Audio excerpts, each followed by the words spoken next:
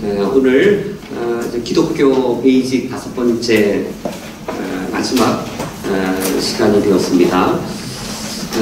마지막은 이제 제9장 성도의 생활은 어떤 것인가 라는 내용을 다루게 되었는데, 학습문답을 함께 나누면서 제일 앞부분에서는 지금까지는 이제 그리스도인의 신앙에 대해서 학습문답에서 함께 가르쳐 주었다면, 이제 마지막 부분은 그 신앙으로 어떻게 살아갈 것인가를 가르치고 있습니다. 그리스도인의 신앙은 반드시 삶이 뒤따라와야 하기 때문인 것이죠. 학습문답이 요약하고 있는 성도의 생활은 이렇게 요약하고 이렇게 표현해 볼 수 있을 겁니다. 오늘 성도님들이 내가 생각하는 신앙생활 무엇인지 한번 스스로 정의를 내리시면서 한번 비교해 보면 더 성경이 말하는 바가 더 부각되었을 텐데, 성도의 신앙생활은 이 땅에 이미 임한 천국을 더욱 누리는 겁니다. 그것이 신앙생활입니다. 이 땅에 이미 임한 천국을 더욱 누리는 것인데, 예수님께서 이렇게 말씀하셨죠. 회개하라, 천국이 가까이 왔느니라. 천국이 이 땅에 임할 때, 천국은 순조롭게 이 땅에 임하는 게 아니라 이 땅의 나라와 정면으로 충돌합니다. 하나님 나라가 이 땅에 임할 때 하나님의 통치 구조는 그냥 아무런 마찰 없이 이 땅에 당도하는 것이 아니라 이 세상 나라의 통치 힘과 정면 충돌합니다. 하나님 나라는 이 땅에 임하면서 회개하라고 외치면서 이 땅에 임하게 됩니다. 성도의 신앙생활이 뭐라고요? 이 땅에 이미 임한 천국을 누리는 겁니다. 이 땅에 이미 임한 천국을 누리는 게 신앙생활인데, 천국은 언제 누리는 건가요? 죽어서 누리는 건가요? 천국은 죽어서 가는 곳인가요? 아니, 예수님을 믿자마자 이 땅에서 누리는 건가요? 예수님을 믿자마자 이 땅에서 누리는 것인데, 그것이 성도의 생활, 성도의 신앙생활입니다. 이 땅에 이미 임한 천국을 더욱더 누리는 것이 신앙생활을 더욱더 하는 것인데, 근데 그 천국의 특성이 무엇이라고요? 이 천국이 이 땅에 임하면 순조롭게 임하는 게 아니라 이 땅의 통치 질서와 충돌하는데 정면 충돌하고 마찰을 일으키게 되었습니다. 그래서 신앙생활이란 그럼에도 불구하고 그 천국을 살아내는 것이 신앙생활입니다. 성도의 신앙생활이란 이 땅에 이미 임한 천국을 더욱더 누리는 것인데, 근데 그 천국은 이 세상 질서와 순응을 하거나 이 세상 질서에 따라가는 것이 아니라 오히려 이 세상 질서를 거스르기도 하고 이 세상을 향해 회개하라고 선포하기도 하면서 이 세상과 마찰을 아주 크게 일으킵니다. 그래서 성도의 신앙생활이란 그 천국을 삶으로 살아내는 겁니다. 이 세상의 지배 원리는 탐욕이죠. 이 세상의 지배 원리는 기쁨과 즐거움, 쾌락, 뭐 그런 걸 누리는 것이죠. 이 세상의 지배하는 힘은 돈이나 권력이죠. 정의가 아닙니다. 공의가 아닙니다. 의가 아닙니다. 불의할지라도 돈 벌면, 부정직할지라도 이익을 보면 이제 그걸 행하기 때문에. 그런데 하나님 나라는 통치 질서가 정의입니다. 하나님의 통치 질서는 약자를 배려하는 궁율입니다. 이런 하나님의 나라가 임할 때 세상과 순조롭고 세상에 잘 적응되는 게 아니라 충돌하고 마찰을 일으키고 여러 가지 어려움들이 있는 것이죠. 성도의 신앙생활이란 무엇이라고요? 이 땅에 이미 임한 천국을 누리는 겁니다. 근데 그 천국이 이 세상과 마찰을 일으키는데, 그러함에도 불구하고 천국을 살아내는 것이 신앙생활입니다. 이런 신앙생활을 하나님은 다행히 나 홀로 살아가게 하지 않으셨어요. 우리를 특공대로 이 세상에 보내지 않으셨어요. 적진에 나 한 명 이렇게 파견해서 영화 보면 특공대 있잖아요. 특공대들 적진에 혼자 들어가잖아요. 하나님이 이 이슬람 땅이라고 하는 이 무서운 곳에 우리를 특공대로 혼자 파견한 것이 다행이 아니에요. 와, 그럼 얼마나 무서워요. 특공대로 나 혼자 보냈다면. 우리 혼자 보내신 게 아니라 이 세상 속에서 천국을 살아내기 위해 어떻게 하신 것이죠? 그리스도인들을 그리스도인 공동체로 만나게 하시고 모이게 하셨는데, 우리의 관계를 동역자가 아니라 가족으로, 동지가 아니라 가족으로 우리를 만나게 하셨어요. 그래서 문답 49번에서는 교회 공동체에 대해 가르치고 있습니다. 신앙생활이란 이 땅에 임한 천국을 누리는 것인데, 그 천국을 살아내려면 이 세상과 정면 충돌하고 마찰을 일으키는데 나 홀로 어떻게 신앙을 지키며 살아갈 수 있을까요? 우리가 예수님을 믿지 않는 이 세상에서 하나님을 두려워하지 않는 지배 질서와 마찰을 일으키고 돈밖에 모르는 사람들에게 이리 치이고 저리 치이고, 그때 우리가 모이게 되었잖아요. 하나님은 그래서 천국을 살아내도록 하기 위해 우리를 그냥 개인 병사로 또는 특공대로 뿔뿔이 흩어 놓으신 게 아니라 공동체로 모이게 하실 때 영적 가족으로 모이게 하셨습니다. 너무 중요한 거예요. 교회 공동체가 너무 중요한 거예요. 직장 생활을 하다가도 스트레스 받았는데 교회 와서도 스트레스 받으면 안 돼요. 옳은 말이지만 틀린 말이 있어요. 나는 교회 하나님만 보고 나온다고. 나는 하나님 보고 교회 나오지 사람 보고 교회 나오지 않는다고. 제가 우리 교회를 모르기 때문에 모를 때 하는 말이에요. 알고 하는 말이 아니에요. 다른 교회에서 많이 들었고요. 이런 말 안 들은 교회가 사실 한 교회도 없었어요. 그 말이 좋은 말이 아니죠. 나는 우리 교회를 하나님만 보고 나와요 란 말은 우리 교회가 어떻단 말일까요? 안 좋은 교회란 말이에요. 교회답지 않은 교회란 말이에요. 우리는 옆에 계신 형제를 통해 하나님 형상인 형제를 통해 하나님을 볼 수 있는 교회, 옆에 있는 눈에 보이는 하나님의 형상을 통해 내가 하나님의 사랑을 경험할 수 있는 교회. 하나님 눈에 안 보여요. 근데 하나님만 보고 나오는 것은 우리 그런 교회가 있다면 공동체가 깨지고 파괴돼서 우리를 교회 공동체로 모이게 하신 하나님의 의도를 못 살려내는 거예요. 우리가 어떻게 혼자 살아낼 수 있겠어요? 그게 가능하지 않겠죠. 혹시 절대교회 아니니까 제가 말씀드리는 거예요. 제가 되게 유능한 목사입니다. 설교도 잘하고 양육도 잘하고 전도도 잘하고 다 잘해요. 그런데 한국에서 올 때 나 혼자 오겠다고 했어요. 아내도 안 데리고 오고 아이도 안 데리고 가족도 안 데리고 오고 나 혼자 밥을 먹고 설거지하고 빨래하고 다 한다 했을 때 저를 부르시겠어요? 설교 되게 잘해요. 또 전도도 잘해요. 부르시겠어요? 혼자 못 산다는 거 아시잖아요. 혼자 못 산다는 거 아시잖아요. 영적인 가족으로 교회를 부르셨는데, 그렇다면 우리가 뭘 지켜야 될까요? 교회 공동체를 지켜야 됩니다. 사탄의 전략은 이거예요. 사탄의 전략은 자기를 적군으로 보이게 하는 게 아니라 누굴 적군으로 보이게 하는 걸까요? 아군이 적군으로 보이게 하는 거예요. 그래서 이를테면 우리 교회 담임 목사님만 바뀌면 되겠어 라는 마음을 가지면, 저 집사만 우리 교회에서 없으면, 저 누구만 우리 교회에 없으면, 그래서 아군이 누구로 보여요? 적으로 보이는 건 누구 전략이에요? 사탄의 전략이어서 아군끼리 막 싸워요. 사탄은 이렇게 등 쥐고 이렇게 보면 쟤들끼리 잘 싸운다. 그래서 서로 영적 에너지가 다 소진되어져 버리고 서로 막 싸우다가 다 지쳤어. 사탄하고 싸울 힘은 하나도 안 남는 거예요. 사탄의 최고 전략이에요. 우리는 뭘 지켜야 돼요? 교회 공동체를 지켜야 돼요.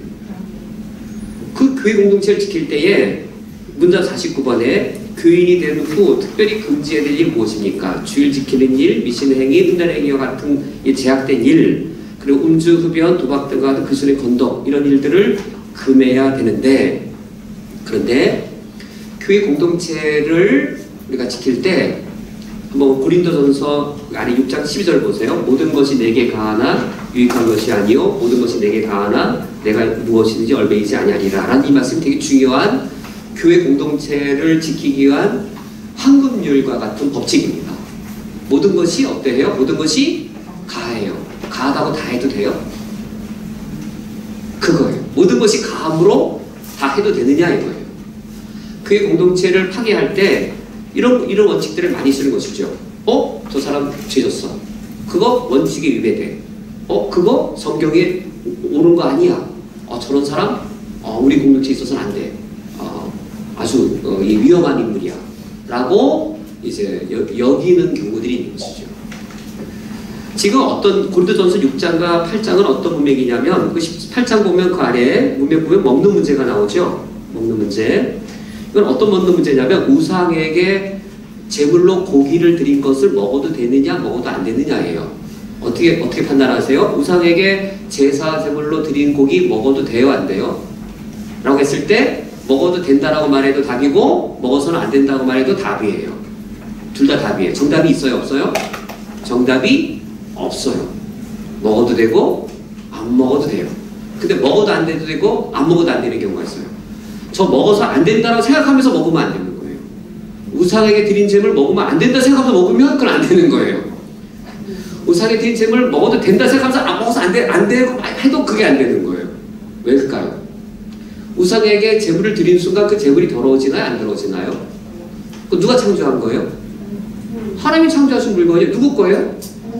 그 제단에 드렸다고 해서 더러워져요? 하나님 건데?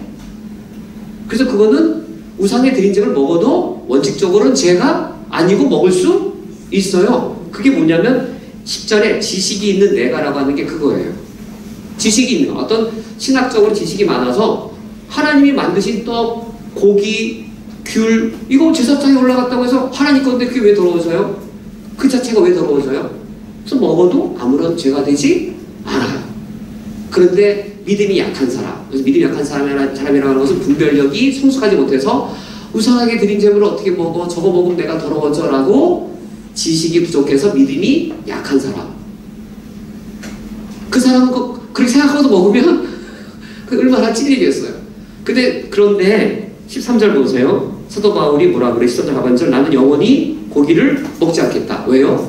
고기를 먹어도 사도 바울은 지식이 많은 사람이어서 하나님이 창조하신 게 다 선하기 때문에 우상 제물로 드렸을지라도 내가 먹을 수 있다 라고 믿음이 강한 사람이었어요.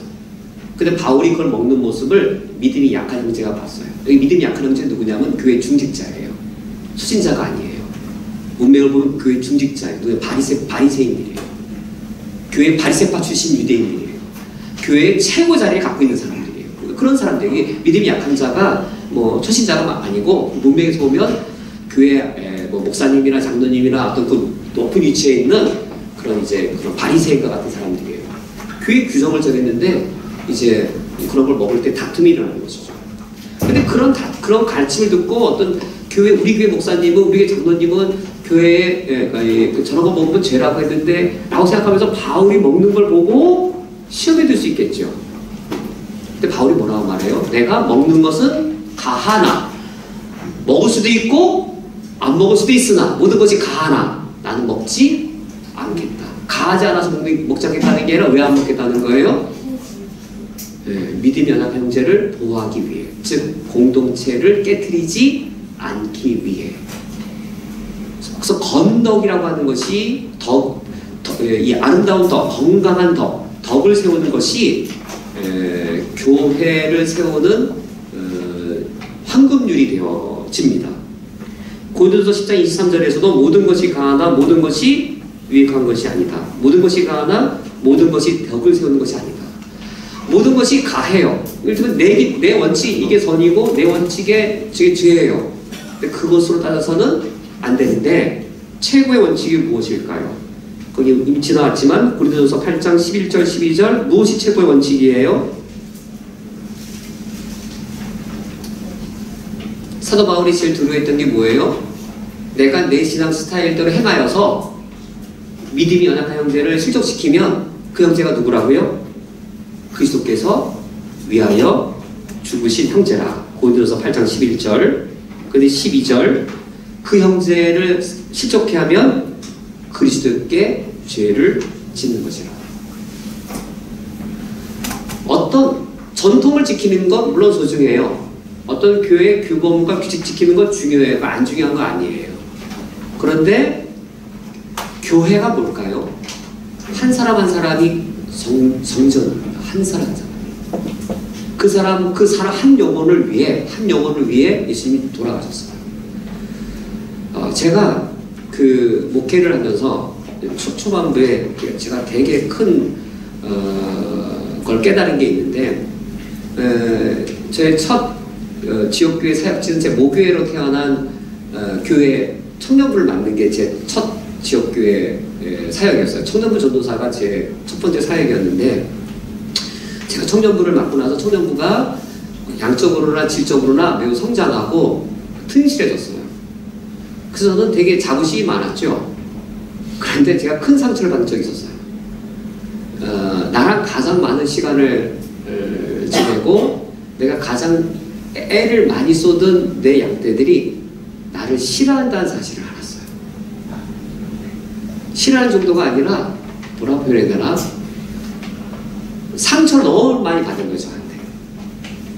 제가 어느 정도로 강하게 훈련시켰냐면 토요일 날 때로는 아침 9시에 주장들을 다 수입시켰어요. 그리고 9시에 조원들을 다 전화 돌리게 하고 예배가 7시 있었는데 그때까지 집에 안 보내고 기도회 시키고 막 강하게 했어요. 그리고 주일날 오후 4시 예배니까 5시에 끝났거든요. 5시부터 주일날 5시부터 10시까지 매주 재장전 시켰어요. 강하게 트레이닝을 시켰어요. 그랬더니 열흘부터 여러 가지 일들이 있잖아요. 하루는 이제 부회장이 아파서 그 주일날 그 5시부터 10시까지도 훈련을 안 오고 먼저 집에 갔더라고요. 제가 주일날 밤에 이제 다 모임 끝나고 얘가 아프다 그랬기 때문에 베스킨라빈스에서 아이스크림을 사갖고 갔어요. 밤에 한 10시 반쯤 됐겠죠. 그러니까 어머니 지사에 나와서 애가 좀 아프다고. 근데 이제 몇 주 뒤에 이제 그 지사님이 하시는 말이 전사님 사실 그날 전사님 돌아간 이후에 내 딸이 그 베스킨라빈스 아이스크림통을 안고 막 울었대. 나는 사랑에 감격해서 운 줄 알았어. 사랑에 감격해서 운 게 아니고 그날 남자친구랑 데이트를 해야 되겠는데 도무지 이건 뭐 전도사라는 사람이 토요일날 불러제끼고 주일날 그렇게 하니 연애할 시간이 없으니까 속이고 데이트를 했다는 거예요. 근데 또 이제 전사님은 자기 아프다고 이제 아이스크림 사갖고 왔으니 그게 막 그래서 사랑에 감격해서가 아니라 근데 그 이후에 제가 알았어요. 알았는데 뭘 알았냐면 내 양떼들이 나를 싫어하고. 근데 청년부는 숫자가 늘었어요. 청년부가 튼튼해졌어요. 제가 알았어요. 청년부란 조직을 세우는 것보다 내 양떼를 세우는 게 하나님이 더 귀하게 여긴 거 아닐까? 나 스스로 내 청년부 사역은 실패했다고 내가 느꼈기 때문에 내가 뭘 위해 했던 거지? 청년부를 더 효과적으로 조직을 세우고 청년부 인원을 늘리고 이게 정말 내가 바랐던 목적인가? 라고 정말로 우리의 목적은 어떤 한 형제를 상처 입지 않게 하는 것이 우리의 최고의 목적이다. 어떤 원칙을 지키는 게 중요한 게 아니고 사람의 생명을 지켜내는 것이, 그래서 교회 공동체를 지켜내는 것이 최고의 원칙입니다. 그 다음에 물음은 문답 50번에 신자는 누구와 결혼할 수 없습니까? 라고 되어 있는데 학습문답은 신앙생활이란 이미 임한 천국을 누리는 겁니다. 그 천국은 세상과 마찰을 일으켜서 우리에게 여러 가지 어려움을 겪게 하지만 그럼에도 불구하고 천국을 살아내게 하는 거예요. 천국을 살아내게 할 때 공동체가 필요한데 첫 번째 공동체는 교회 공동체입니다. 영적인 가족으로서. 또한 어떤 공동체일까요? 영적 가족으로서의 교회 공동체와 더불어 육신의 생명의 공동체인 가족이에요. 그래서 문답 50번에서는 결혼과 가정에 대하여 가르치고 있습니다. 우리가 천국을 살아내려면 교회 공동체를 지켜내는 것이 너무 소중할 뿐만 아니라 가정이라고 하는 이 작은 교회, 또 교회의 가장 작은 단위인 가정을 지키는 것이 이 땅을 살아가되 천국을 살아갈 수 있는 가장 큰 힘의 원동력이 되어집니다. 문답 50번에 비신자나 이단 교파는 결혼할 수 없습니다 라고 답변하고 있는데, 과연 그렇다면 성경이 말하고 있는 결혼이란 무엇일까요? 한자어는 좀 의미가 좀 새로운 면을 알게 해주죠. 한자어를 풀이하면 뭐예요? 결혼이란? 뭘 결합시키는 거예요? 혼을 이렇게 묶는 거죠. 결혼에 대한 또 다른 면을 알게 해주는데, 성경은 결혼을 어떻게 여기고 가정을 무엇이라고 성경은 말할까요? 창세기 2장 18절에서 20절을 보면은 이제 하나님이 이제 아담에게 이제 하와를 창조하셔서 결혼과 가정을 이끄시는 장면이 나옵니다. 이때 19절을 전후로 해서 이제 같은 말이 반복되어져요. 하나님이 아담에게 동물 이름 짓게 하는 것 앞에 18절 하반절 돕는 배필을 지으리라 라고 하는 계획이 나오고, 그 다음에 아담이 동물 이름 짓는 것을 끝으로 해서 20절 하반절에 돕는 배필이 없으므로 라고 이렇게 샌드위치처럼 들어가 있죠. 이 구조가 보이세요? 네. 하나님 아담에게 동물 이름 짓게 하셨어요. 근데 그 앞뒤로 돕는 배필이란 말이 샌드위치로 이렇게 있어요. 아담을 향해서 돕는 배필을 지으리라 하시고는 돕는 배필을 만드신 게 아니라 돕는 배필을 지으리라 하시고는 아담에게 일을 시키셨어요. 일을 시키시고 아담이 뭘 느꼈을까요? 나에게 무슨 필요성을 느꼈을까요? 나 혼자 일을 못해서 나에게 돕는 배필이 필요하다라고 하는 사실을 느꼈겠죠. 하나님이 돕는 배필이 없으므로 라고 말씀하셨을 때 아담 스스로도 나에게 돕는 배필이 없구나라고 하는 것을 아담으로 하여금 느끼게 해주신 겁니다. 결혼의 필요 충분 조건이 뭘까요? 사랑하는 사람하고 결혼하면 될까요? 어떻게 생각하세요? 사랑하는 사람하고 결혼하면 충분할까요? 그 아빠 엄마한테 물어보세요. 그러면 답변 잘 얘기해 줄 거예요. 사랑하는 사람하고 결혼하면 충분해요? 라고 물어보면 엄마 아빠가 뭐라 얘기해 줄 것 같아요? 답변이 여러 가지일 수도 있을 것 같기도 한데, 사랑하는 사람하고 결혼할 때 사랑은 필요할까요? 필요하죠. 사랑이 필요해요. 그럼 사랑이면 충분할까요? 근데 열 커플이 결혼했을 때 사랑하지 않고 결혼한 커플은 없죠. 다 사랑해서 결혼했어요. 다 사랑해서 결혼했는데 왜 어려움이 그렇게 많을까요? 사랑으로 충분하지 않은 거예요. 사랑은 필요 조건이지 충분 조건이 아닌 것이죠. 사랑이란 배우자 선택할 때 사랑은 배우자 선택의 필요 조건이지 사랑이 필요 충분 조건은 아니에요. 그런데 어떻게 알았어요? 사랑은 필요 충분 조건이라 알고 결혼했더니 필요 조건인 것 같지는 맞는데 그것은 충분하지 않은 것이죠. 무엇이 충분 조건일까요? 돕는 배필이란 말 안에 담겨져 있습니다. 하나님이 지금 그 충분 조건을 채우시는 거예요. 그래서 사랑이 사랑을 지켜주지 못한다는 것을 우리 어머니 아버지들은 삶을 통해서 겪었고, 우리 아버지 부부싸움 하는 걸 옆에서 보면서 알았을 거예요.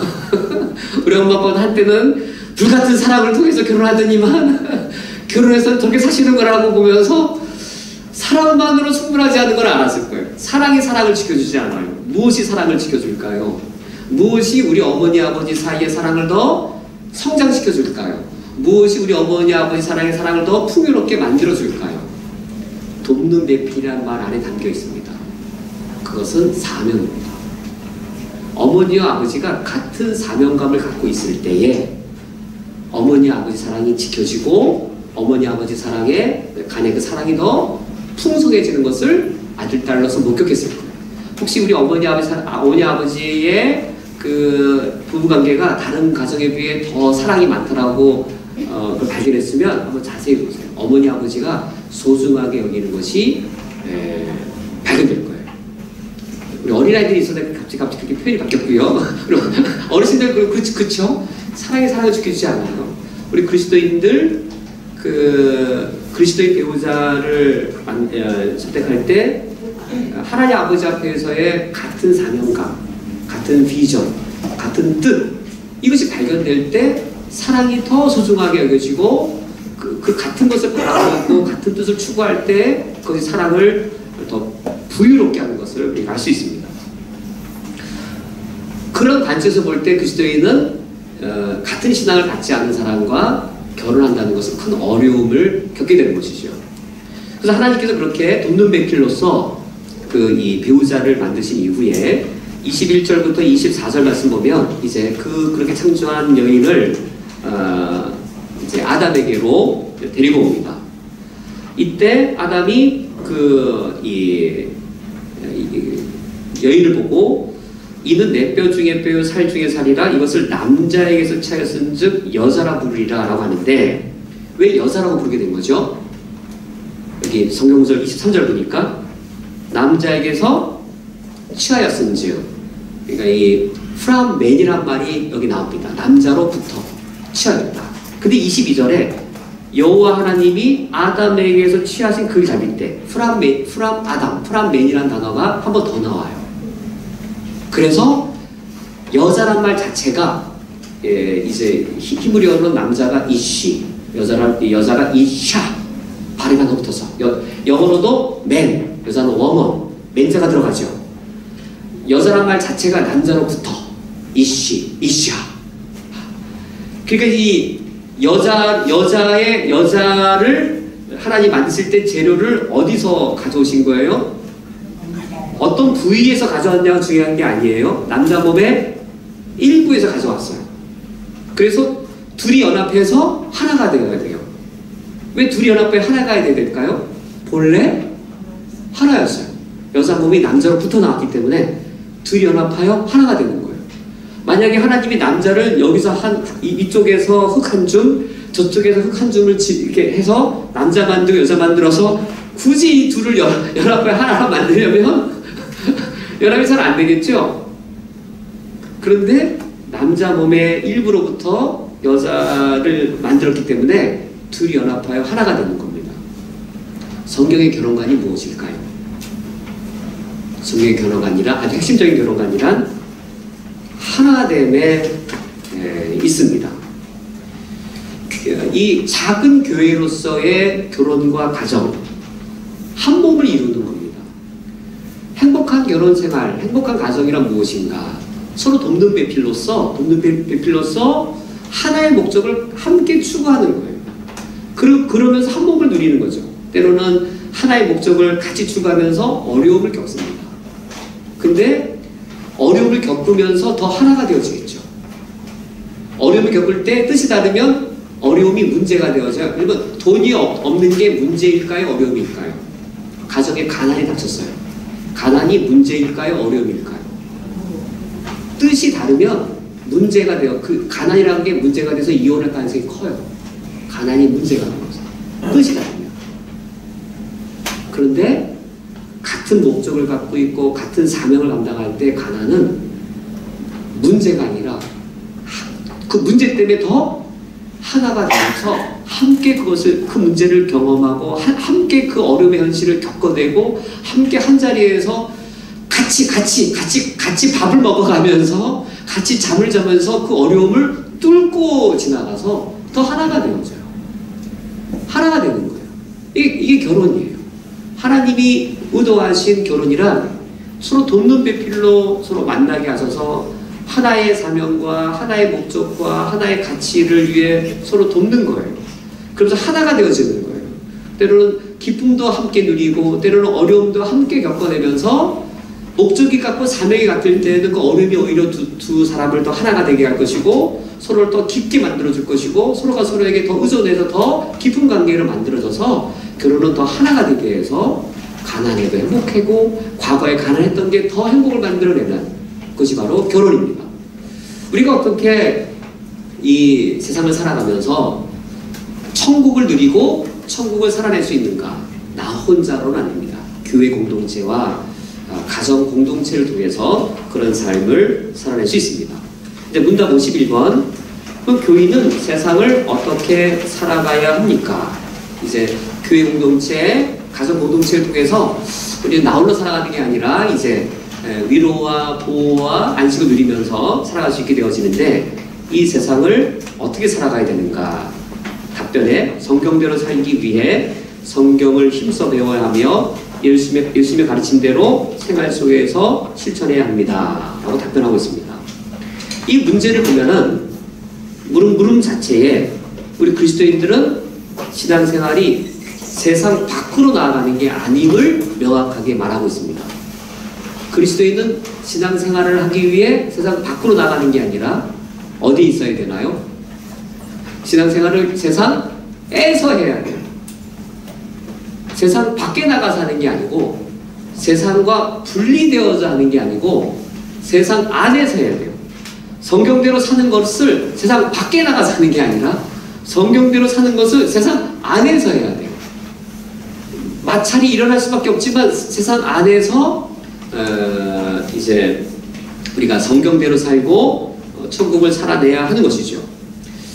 그러면 어떤 신앙으로 우리가 어떻게 기도하며 이 세상을 살아나가야 되는가? 이제 문답 54번에서 사도신경을, 문답 55번에서는 주기도문을 가르쳐주고 있는데, 우리가 세상 안에서 살아가야 될 그 원리를 가르쳐주고 있습니다. 그 사도신경을 보면 내가 믿사오며란 말이 실제로는 3번 반복되었습니다.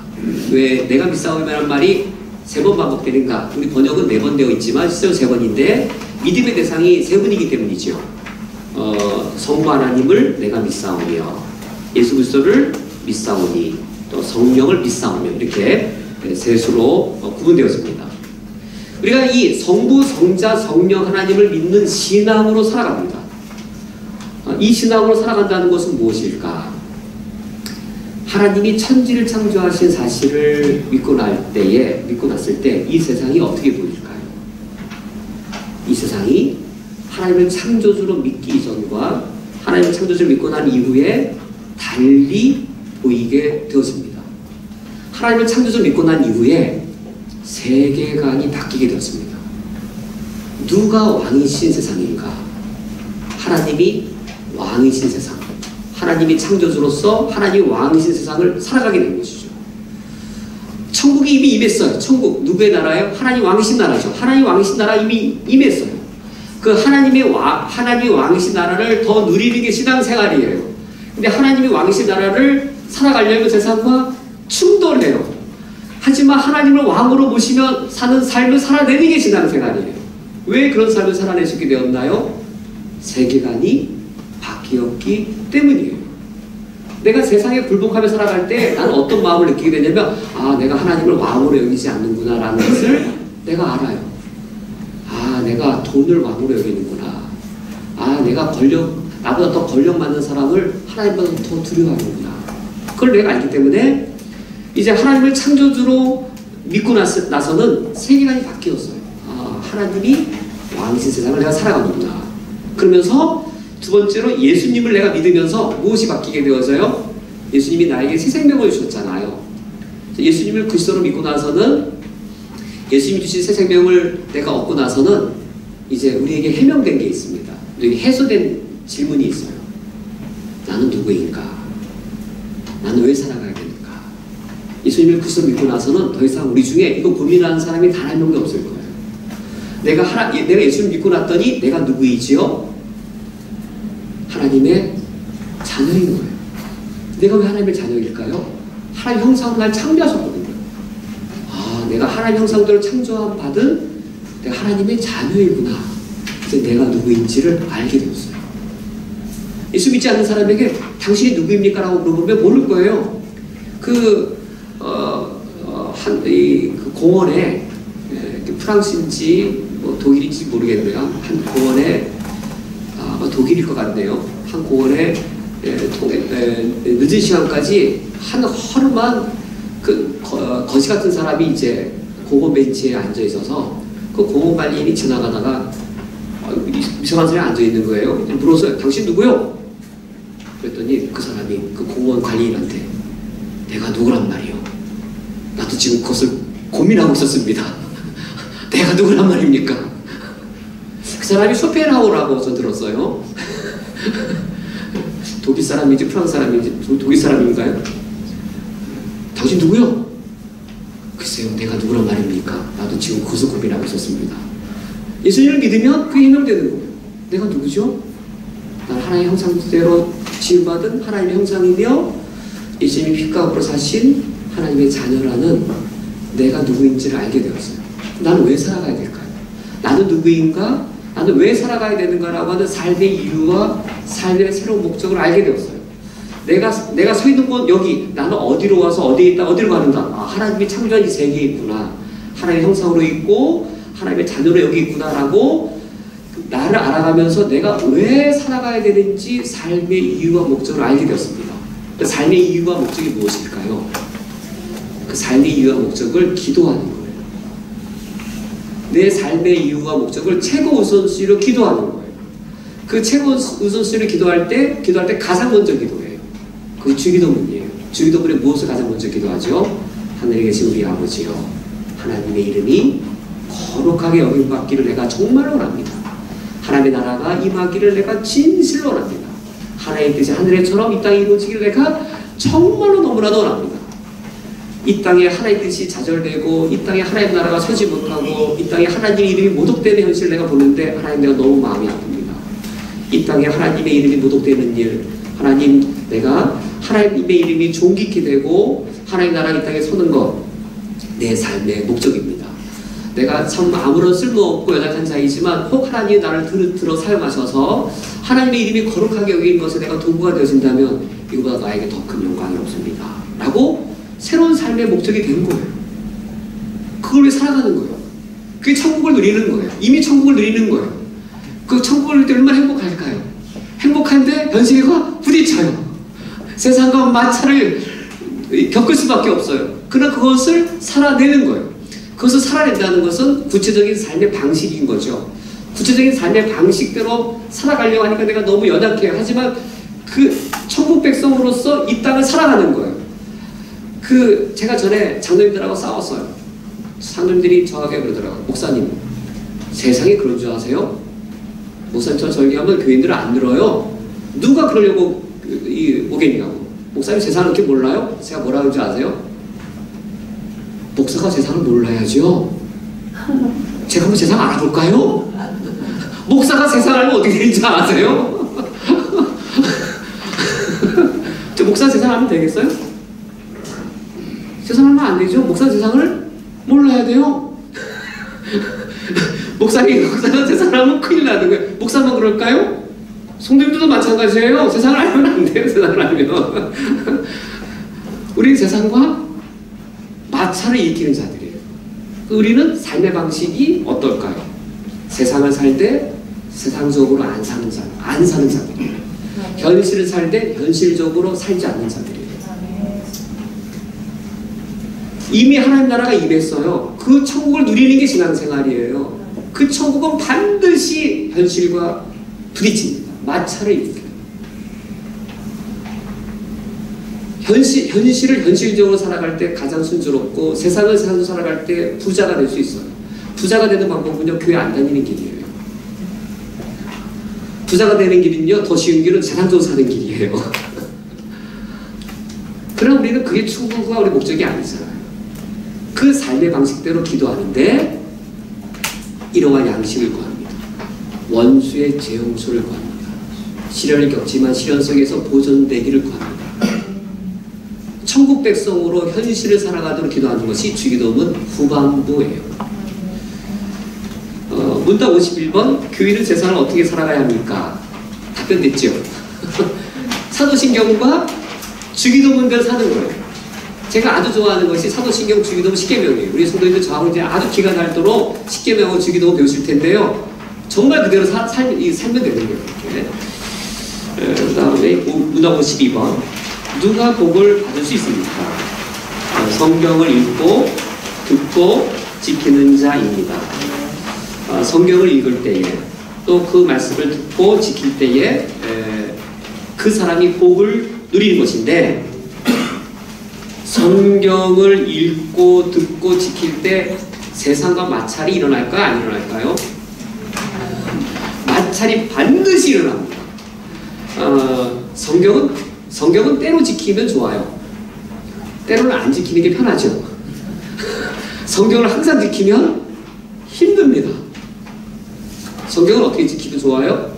때로는 지키면 좋아요. 때로는 안 지켜야 편해요. 성경을 항상 지킬 생각을 해보세요. 어떻게 사업할까요?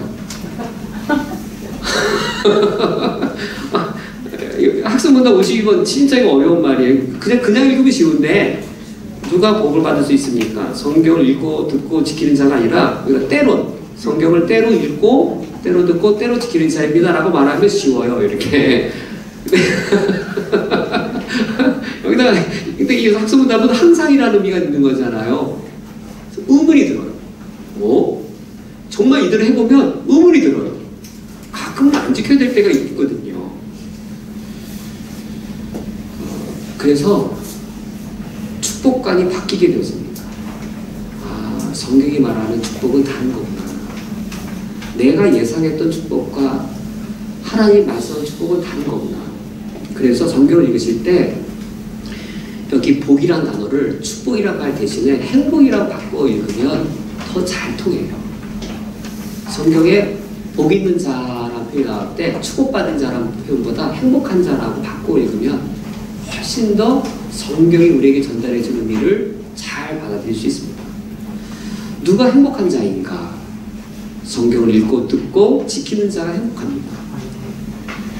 그래서 마태복음 5장 3절에 10절에 나오는 그 팔복의 말씀을 보면 그 복을 우리에게 가르쳐 주는데 이 마지막 10번째 복은 의를 위하여 박해받는 것으로 끝나게 되었습니다. 우리 신앙이 더 성장하면 성장할수록 그래서 하나님께로 더 가까이 나아가면 나아갈수록 피복받는 증거가 더 많을 거예요. 그 사도 바울이 이렇게 말합니다. 더 이상 나를 괴롭게 하지 말아라. 내 몸에 예수의 흔적을 갖고 있노라 라고 말합니다. 내 몸에 예수의 흔적이 있다라는 사도 바울의 말은 상징적이면서 실제적이죠. 바울의 몸을 벗겼을 때 어땠을까요? 몸에 돌에 맞고 채찍에 맞은 예수의 흔적들이 많이 있을 거예요. 윤상호 목사 몸을 벗기면요, 잘 먹어서 배가 이렇게 나있는 영양 상태가 너무 좋아서 통통한 예수 흔적 찾기가 힘든 주님이 섰을 때 팔복이 내게 좀 더 가까워져야 되는데 그렇지 않겠어요? 저는 제가 참 쿠웨이트에 와서 하나님 앞에 너무 부끄러운 게 참 많아요.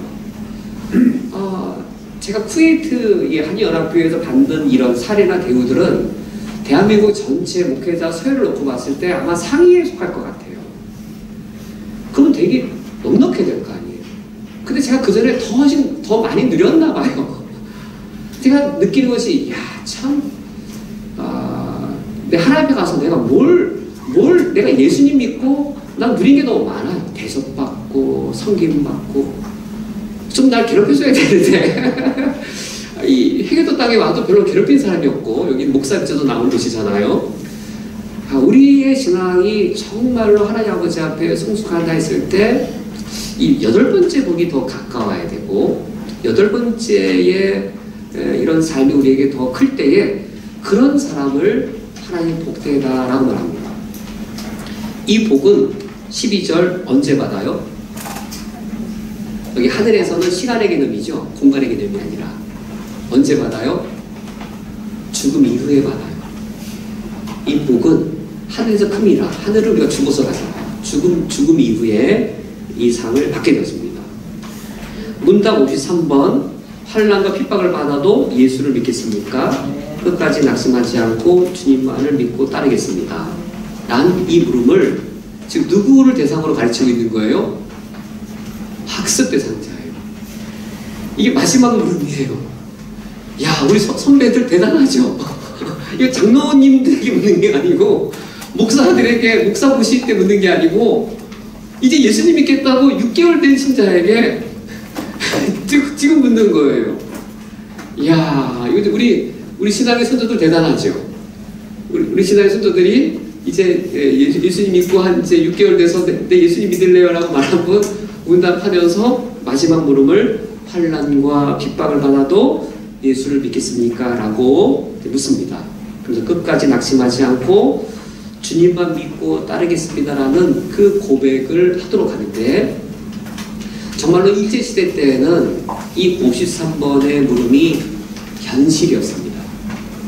일제시대 때 그때 정말로 우리나라의 그리스도인들이 예수 그리스도를 믿는다는 이유로 감옥에 투옥될 때 그 현실에서는 정말 실감났던 그런 문답이었던 것이죠. 그때 빌립보서 1장 27절, 29절, 30절 말씀을 보면은 바울이 그리스도의 복음에 합당하게 생활하라라고 말하면서 29절에 우리에게 은혜 주신 이유는 다만 믿을 뿐만 아니라 고난을 받게 하려 하신 것에도 우리에게 은혜를 주신 목적이 있음을 가르쳐 주고 있습니다. 왜 고난을 받아야 하는가? 이제 우리가 알 거예요. 많은 경우에 부자가 고난을 받으면 부자 한 사람이 고난 받는 것을 통해서 5,000명이 먹습니다. 5병의 기적이 일어나요. 부자 한 사람의 고난이 5병의 기적을 일으켜서 5,000명을 먹여요. 권력을 가진 한 사람이 고난을 받으면 그 한 사람의 고난을 통해서 수천 명이 자유와 평등과 정당함을 누려요. 그래서 고난받는 거예요. 갑자기 제가 이름이 기억이 안 나는데 그 소년들을 위해서 그 판사 계속 하시던 그 부장판사 분 계시죠? 갑자기 이름이 기억이 안 나네요. 네, 천정호 판사, 부장판사께서는 올해 자신의 의지와 상관없이 일반 부장판사로 보직이 바뀌게 되었는데, 천정호 판사, 부장판사님의 그 동영상을 보면 너무나도 감동적이죠. 법정에서 그 소년 학생들을 꾸짖고 책망을 하는데, 이제 판사님들에게 있어서 소년 담당은 지나가는 하나의 통과 과정이었는데, 왜냐면 그게 경력도 안 되고 돈과 관련이 없잖아요. 그런데 본인이 우리나라 최장수로 소년들을 담당하신 것이죠. 그 천정호 부장판사님 한 분의 고난받음이 수없이 많은 청소년들에게 희망과 소망과 새로운 삶의 길들을 마련해 주었어요. 왜 고난을 받아야 되는가라고 했을 때 우리 그걸 기억해야 되는 것이죠. 한 사람의 고난이 수많은 사람들의 생명을 살려내거나 유익을 주기 때문에 하나님의 씨앗이 되어지고 30배, 60배, 100배의 결실을 맺는 우리들이죠. 세상에 정말 빛이 되는 것이고 정말 세상에 소금이 되는 거죠. 고난받지 않으면 빛이 될 수도 없고 고난받지 않으면 소금이 될 수도 없는데 그와 같은 역할을 하는 것이죠.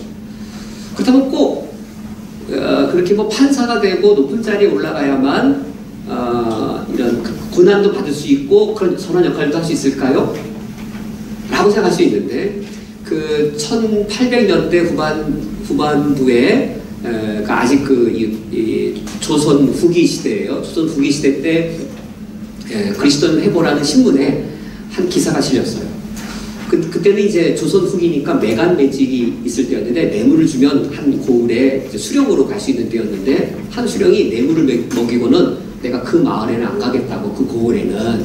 그래서 왜 그 고을에 안 가겠냐 했더니 그 마을에는 예수교인들이 있어서 내가